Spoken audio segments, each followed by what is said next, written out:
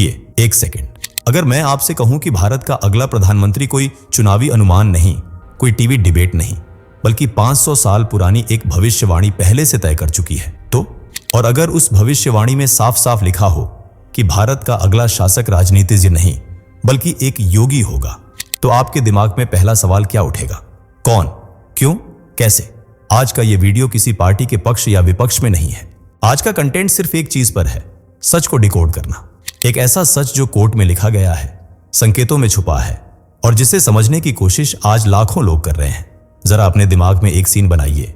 देश में उथल पुथल है, राजनीति करवट ले रही है, जनता भ्रम में है, और इसी बीच सदियों पहले लिखी गई एक किताब अचानक आज की हेडलाइन से जुड़ने लगती है। नाम, घटनाएं, समय, सब कुछ मेल खाने लगता है। ये इत्तेफाक है या कोई चेतावनी?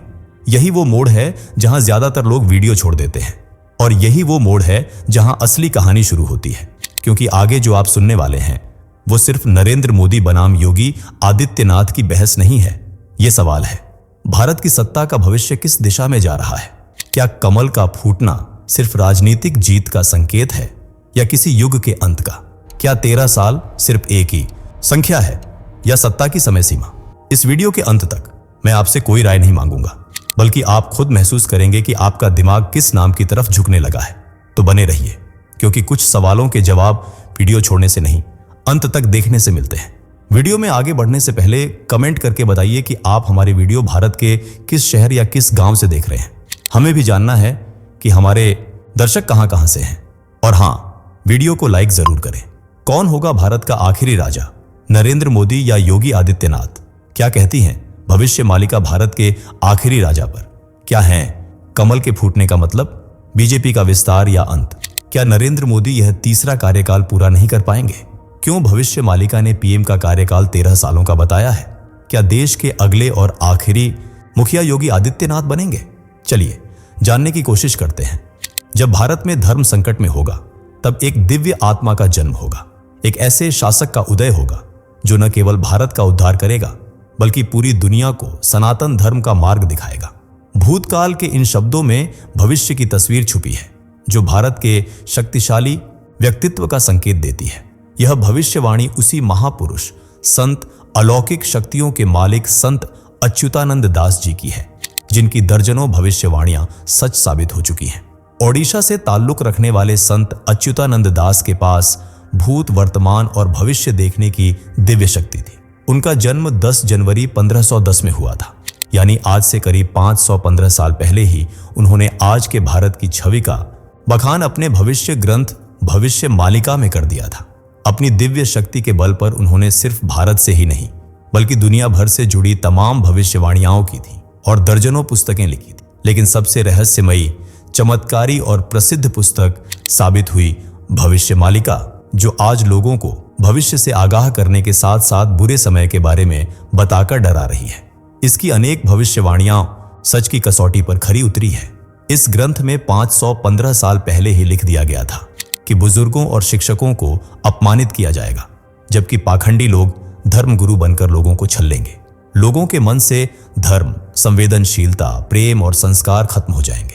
नेक और धार्मिक भक्तों का मजाक उड़ाया जाएगा। धीरे धीरे आस्तिकों की संख्या घटेगी और दुनिया आस्तिकों और नास्तिकों के बीच धड़ों में बंट जाएगी। इंसान व्यभिचारी हो जाएंगे। पुरुष का पुरुष से और महिला का महिला से संबंध बनेगा। इंसानों के घरों पर जानवरों का हमला होगा। आए दिन इंसान और जानवरों के बीच भिड़ंत होंगी, और आज यही सारी घटनाएं सच होती दिख रही हैं। यही वजह है कि लाखों लोग भविष्य मालिका पर अटूट विश्वास करते हैं और समय से पहले भविष्य के गर्भ में झांकने के लिए भविष्य मालिका का सहारा लेते हैं, जिसमें भारत की राजनीतिक उथल-पुथल, सामाजिक, आर्थिक और धार्मिक बदलाव, लोगों के विचार और व्यवहार, यहां तक कि भारत के आखिरी राजा के बारे में भी लिखा है। इतना ही नहीं, भविष्य मालिका में राजनीतिक पार्टियों के नाम तक दर्ज किए गए हैं, जिन्हें बस समझने की देर है, क्योंकि भविष्य मालिका को उड़िया भाषा में लिखा गया है और इन भविष्यवाणियों को सीधे रूप में न लिखकर कोडिंग भाषा में उतारा गया है। इसलिए डिकोड करके संत अच्युतानंद की बात को गहराई से और उसी अर्थ के साथ समझना जिस अर्थ के हिसाब से उन्होंने लिखा था, काफी चैलेंजिंग हो जाता है। लेकिन जानकारों ने अपनी सूझबूझ से कई भविष्यवाणियों को डिकोड कर लिया है और भारत के आखिरी राजा के बारे में भी खुलासा कर दिया है। जैसे भविष्य मालिका की एक भविष्यवाणी कहती है, पुत्र नाती बंधु भारिया नथी बेहतर देश रे कमल पोंटी बा सीडबड़। इस भविष्यवाणी का मतलब है कि एक ऐसा व्यक्ति होगा जिसका नाती पुत्र बंधु कोई नहीं होगा। उसी समय देश में कमल फूटेगा। यहां कमल को भाजपा के चुनाव चिन्ह से जोड़कर देखा जाता है और जिस शख्स की बात भविष्यवाणी में की गई है वह कोई और नहीं बल्कि अटल बिहारी वाजपेयी थे। जी हां, बहुत से लोग इस भविष्यवाणी को नरेंद्र मोदी से भी जोड़कर देखते हैं, लेकिन ज्यादातर लोग इसका भौतिक रूप अटल बिहारी वाजपेयी को बताते हैं क्योंकि वे सियासत में नरेंद्र मोदी से पहले आए थे। उन्होंने कई ऐतिहासिक फैसले लेकर सियासत में अपनी एक मजबूत छवि बनाई थी और उनके शासनकाल के बारे में भी भविष्य मालिका में पहले ही लिख दिया गया था।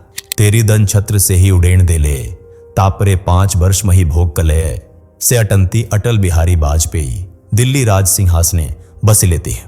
प्रथमे तेरी दन प्रधानमंत्री हेले, तापरे 5 वर्ष शासन करिले, अच्युत बचन अटे पत्थरगार आन करिबाकू नाही शकित काहार।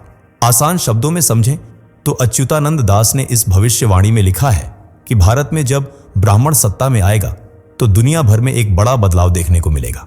शुरुआत में वह 13 दिन तक शासन पद को संभालेगा और इतने कम समय में ही वह बहुत बड़े अद्भुत काम करेगा। उसकी खूब प्रसिद्धि होगी, जिसके बाद अगले 5 साल तक वह सत्ता में बना रहेगा। ये तो हम सब बखूबी जानते हैं कि अटल बिहारी जी ब्राह्मण जाति से ताल्लुक रखते थे और पहली बार उन्होंने 1996 में प्रधानमंत्री की शपथ ली थी।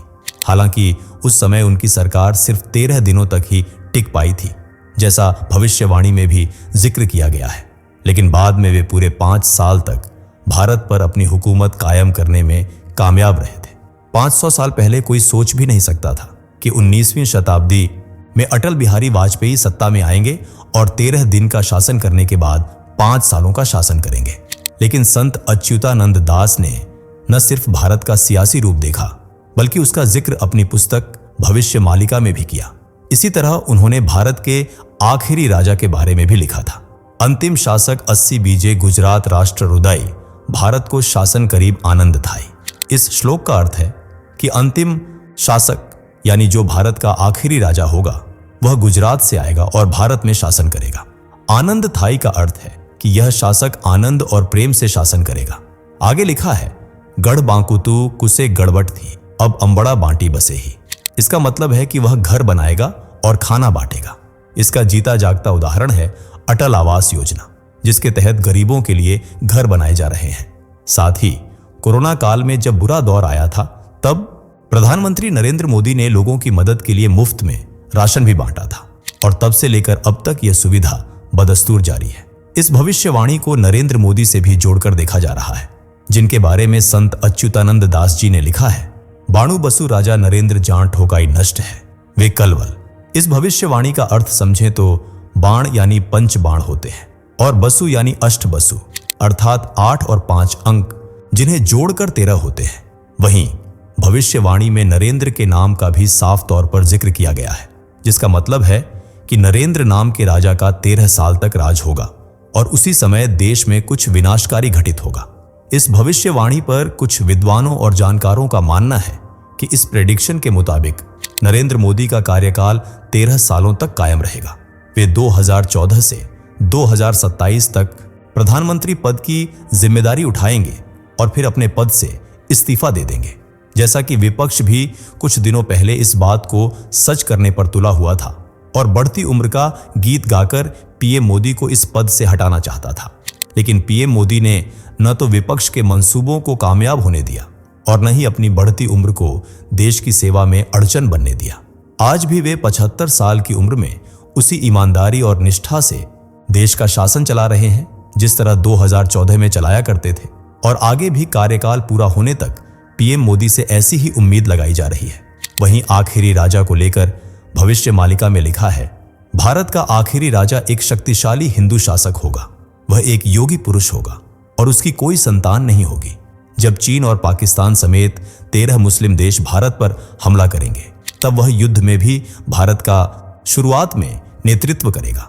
इसके बाद थोड़े समय के लिए भारत में मिलिट्री शासन आ जाएगा। यह भविष्यवाणी साल 2028 से 2029 के समय के लिए की गई है, जब चीन और पाकिस्तान समेत 13 मुस्लिम देश भारत पर आक्रमण करेंगे और यह तीसरे विश्व युद्ध का रूप भी हो सकता है, जो भविष्य मालिका के मुताबिक 6 साल 6 महीने तक चलेगा। हालांकि शुरुआत में भारत इसमें शामिल नहीं होगा, लेकिन फिर आखिरी समय में जब बात भारत की सुरक्षा की आएगी, तब भारत भी इस युद्ध में शामिल होने के लिए मजबूर हो जाएगा।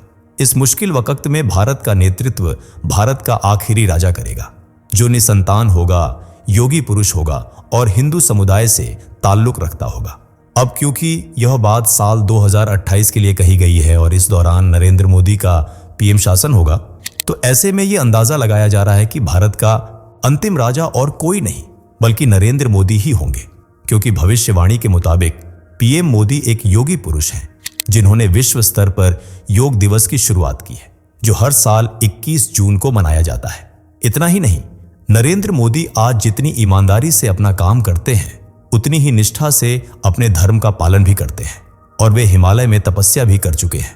इसलिए उन्हें एक शक्तिशाली हिंदू नेता के रूप में पहचाना जाता है, जिनकी कोई संतान नहीं है, और ये सभी गुण उन्हें भारत के आखिरी राजा से मेल खाते हैं। इसलिए पीएम मोदी ही भारत की कमान संभाल सकते हैं। लेकिन कुछ विद्वान मानते हैं कि यह भविष्यवाणी नरेंद्र मोदी के लिए नहीं, बल्कि उत्तर प्रदेश के मुख्यमंत्री योगी आदित्यनाथ के लिए लिखी गई है, जिसकी एक नहीं अनेक वजहें हैं। जैसे पहली वजह है बढ़ती योगी आदित्यनाथ की लोकप्रियता। आज देश भर में महंगाई और बेरोजगारी अपने रिकॉर्ड तोड़ रही है, जिसे मौजूदा सरकार रोकने में नाकामयाब साबित हो रही है। इससे युवाओं के एक बड़े वर्ग में सरकार के खिलाफ असंतोष पैदा हो रहा है। कई लोग सरकार से खुश नहीं हैं, लेकिन इस बीच योगी आदित्यनाथ खूब मशहूर हो रहे हैं, क्योंकि जिस तरह वे उत्तर प्रदेश में अपना शासन कायम किए हुए हैं, गुंडे माफियाओं का सफाया कर सुरक्षा का दायरा बढ़ा रहे हैं और रोजगार के नए नए अवसर प्रदान कर रहे हैं, उसे देखते हुए लोग योगी आदित्यनाथ को काफी ज्यादा पसंद कर रहे हैं और चाहते हैं कि वे सिर्फ सीएम तक न रहकर पीएम पद को भी संभालें। हो सकता है यही प्यार उन्हें पीएम की कुर्सी तक ले जाए और वही भारत के अंतिम राजा बने। दूसरी वजह है योगी आदित्यनाथ का बढ़ता वर्चस्व और कम उम्र में हासिल की हुई मजबूत छवि।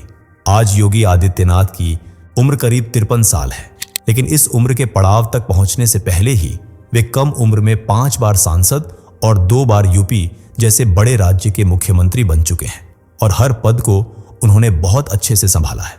उनके बेबाक तरीके से फैसले लेने का अंदाज उन्हें एक मजबूत नेता के रूप में प्रस्तुत करता है।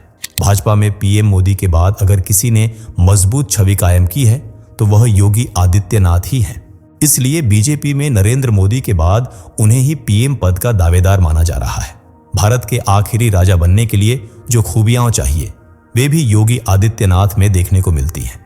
वे एक योगी पुरुष तो हैं ही, साथ ही उनके नाम में भी योगी शब्द जुड़ा हुआ है और शायद संत अच्युतानंद दास ने यह भविष्यवाणी उनके नाम के साथ ही साफ शब्दों में की थी, जिसे लोग शायद समझ नहीं पा रहे हैं। साथ ही उनकी कोई संतान भी नहीं है और भारत में उनकी पहचान एक मजबूत हिंदू नेता के रूप में होती है, जिनके शासनकाल में सनातन को काफी बढ़ावा मिला है और यही पहचान उन्हें भाजपा के बाकी नेताओं से अलग बनाती है। अगला कारण है पीएम मोदी की बढ़ती उम्र। जैसा कि साल 2028 की बात की गई है, तो उस समय तक नरेंद्र मोदी 77 साल के हो जाएंगे। इतनी उम्र में हो सकता है कि वे खुद राजपाट न संभालकर अपने किसी युवा नेता के हाथ में भारत की कमान सौंप दें, और वह युवा नेता कोई और नहीं बल्कि योगी आदित्यनाथ ही हों, क्योंकि पीएम मोदी के बाद पीएम पद का अगला दावेदार उन्हें ही कहा जा रहा है। यही वे कारण हैं जो ये बताते हैं कि संत अच्युतानंद ने भारत के आखिरी राजा की जो भविष्यवाणी की है, वह योगी आदित्यनाथ पर ज्यादा सटीक बैठती है। इसलिए हो सकता है कि वही भारत के अंतिम राजा बनकर भारत को एक शक्तिशाली देश बनाए। वैसे आपको क्या लगता है, कौन होगा भारत का आखिरी राजा? अपनी राय कमेंट में जरूर बताइए। वीडियो पसंद आई हो तो इसे लाइक करें और ज्यादा से ज्यादा शेयर करें। साथ ही चैनल से जुड़े रहने के लिए चैनल को सब्सक्राइब करके बेल आइकॉन को प्रेस कर लें। धन्यवाद। दोस्तों, आपकी स्क्रीन पर 2 और वीडियोस दिख रही हैं, जिसे देखने के लिए स्क्रीन पर क्लिक करें। दोनों देखिएगा, बहुत अच्छी वीडियो बनी है।